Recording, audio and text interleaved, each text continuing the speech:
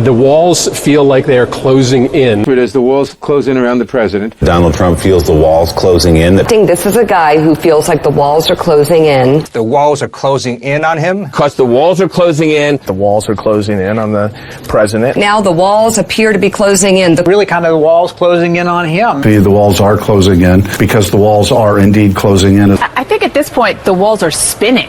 The legal walls are closing in. The walls are closing in on President Trump. The walls are closing in on the presidency. It says as the walls begin to close around him. The political walls closing in on him. This is a president that feels the walls closing in. The walls are closing in on Donald Trump. I think the walls are finally closing in. He's not looking forward to any of it. He's horrified. He's just talking big. The walls are closing in, as has been said before. Ah, yes. That little throwback to yesteryear. Joining me now, author of the book Swift Boating America, Hans Mahncke. Hey, Hans, whatever happened to those walls that were closing in? Did they separate again? How did all that stuff end up panning out? Well, it didn't pan out too well for them in terms of the lawfare, even though now they're throwing out this Epstein stuff again and hoping some of it will stick. But look, I think we're going to see quite a different set of walls closing in, and those are the walls on these Russiagate conspirators. We've had a few cases already brought, a few indictments already out there, but I have a feeling there's going to be a lot more coming. Hans, what were the geopolitical consequences of this Russia hoax? Because it was far from some victimless investigation where Trump ended up scot-free and everything worked out well. And then that was not the case at all, was it? No, it wasn't. Unfortunately, what happened is that Russia as a country was, of course, vilified. And, in part, there's bad people there, like there's bad people everywhere and there's problems and so on. But the thing is, the entire country was vilified. And we saw it with, even hockey players and, tennis players, whatever, any Russian was vilified. But unfortunately, that had the sort of extra effect of criminalizing diplomacy. So when Trump in his first term tried to do diplomacy of any kind with Russia, immediately, there was a giant meltdown with the media and he just wasn't able to get any traction, get anything going. And then, of course, Russia said, well, if we can't talk to you, we'll talk to China. And now we see what's happened with that. They're not only new best friends, but there's a huge economic partnership that grew out of that. And of course, you got Ukraine as well, which wouldn't have happened. Trump says it wouldn't have happened if he'd had a second term in 2020, 2021, and so on. That's probably true, but it wouldn't have happened at all had it not been for the Russia hoax. So there's a lot of shifting that happened because of that hoax. Hans, what is this new Russia-China relationship? How intertwined are they? Getting more and more so. And, the media and the sort of the establishment and the think tank people will make you think, well, kind of, it's always been like that or it was always inevitable and so on. That's absolutely not true. These countries had a war not that long ago, something like 50 years ago. They still haven't solved some of their border problems. Putin, when he was I think it was deputy mayor of St. Petersburg or mayor of St. Petersburg, so late 90s before he became president, he was really good friends with Taiwanese president. They had established new flights and new trade, and they were doing space exploration together, projects and so on. There was a lot going on. So this idea that, China and Russia always kind of were going to be together is absolutely not true.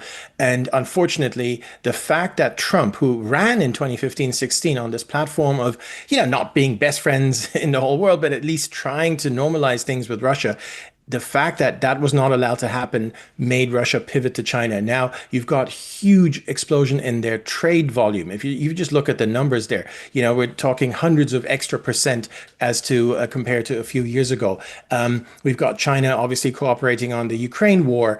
We've got energy. So, Russia gives China energy and China gives Russia, advanced technology, things they need for their drones and, all that kind of stuff. So, I mean, it's happening on all fronts. It's a very deep relationship now within just a few years. I mean, Putin was in Beijing a couple of times.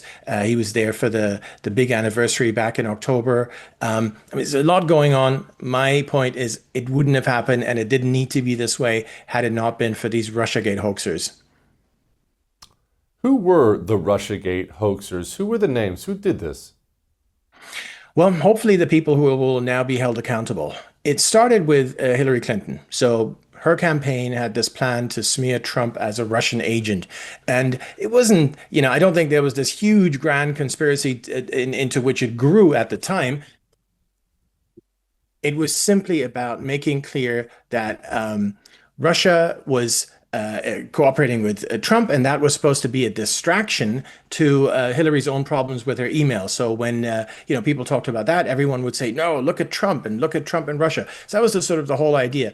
But then it kind of grew into something much bigger than that, because the government jumped on board. And when you ask about names, that's when you get into the sort of the nitty gritty. At the helm of it, you had Obama.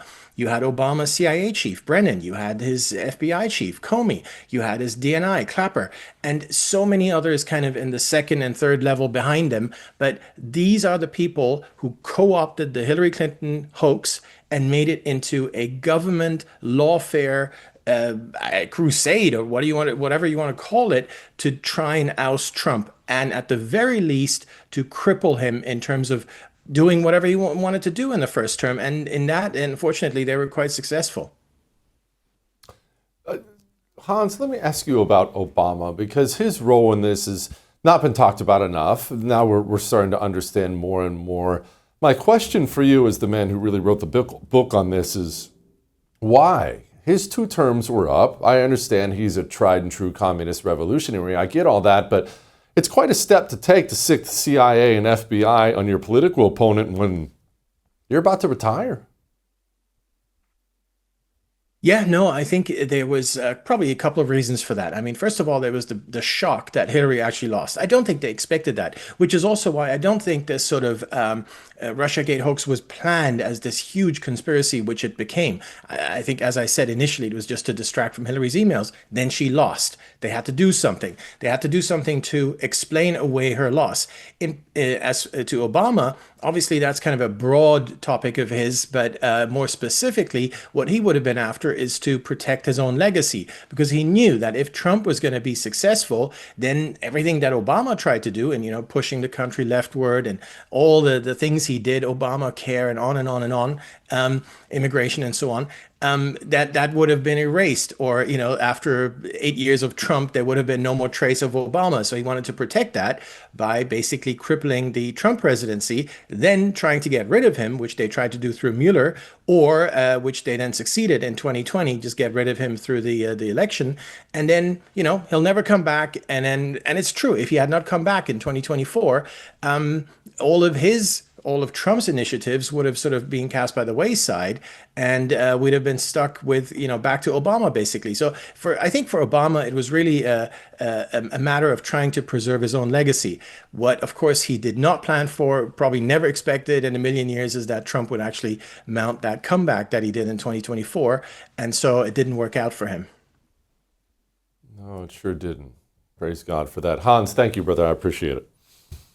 I would thank you for coming to my YouTube channel, but I know how brilliant it is, and I know you love it here. So subscribe and watch. We're going to start really ramping things up and putting some funny stuff, some interesting stuff out there, some collaborations. Either way, my YouTube channel is officially the place to be. So stick around.